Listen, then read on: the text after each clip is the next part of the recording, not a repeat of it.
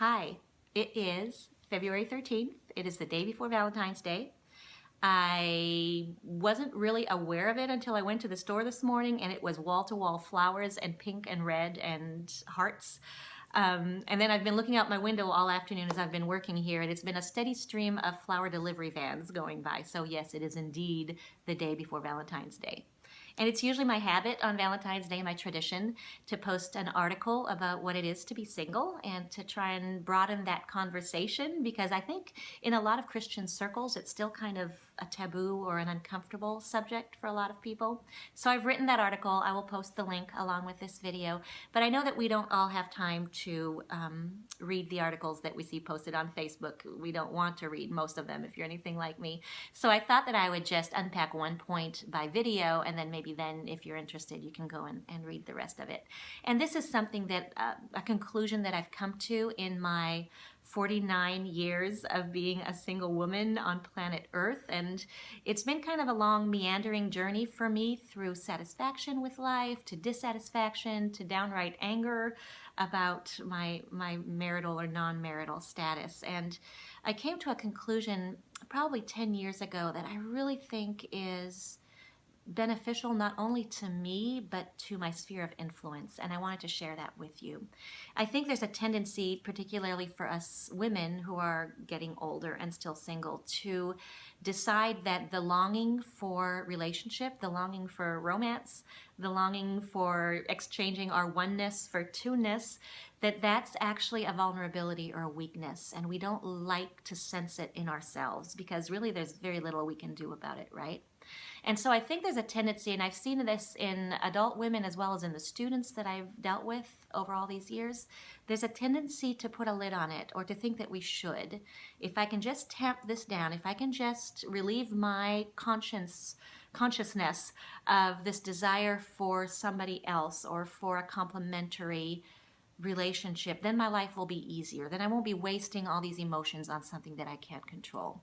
And I understand that that makes life more manageable. I understand that because I think I quite successfully managed to talk myself into that for a few years. But I recently came to the conclusion that that vulnerability, that longing for connection, that longing for relationship, whatever the nature of that relationship, I think it was put in us, I know it was put in us by God, because He created us for relationship with Him. So He hardwired us for longing.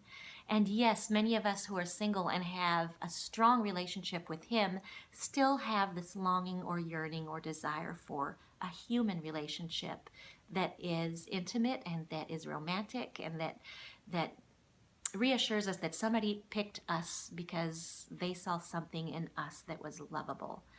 And that's the part of the longing that I wanted to extinguish all those years ago. But here's what I've come to believe, and I think it's true. Contradict me if it isn't. I believe that that yearning for God and that yearning for, in my case, man, that yearning for true romantic intimate relationship is connected to so much more than just human or divine relationship.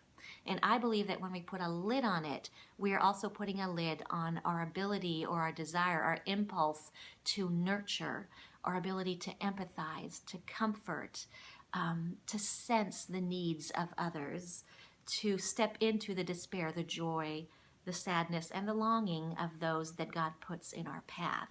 And I think that by amputating the desire that is so uncomfortable and bewildering and frustrating on days like today, I think that we are also amputating our ability to really have a gentle, beautiful, authentic, feminine impact on the world around us.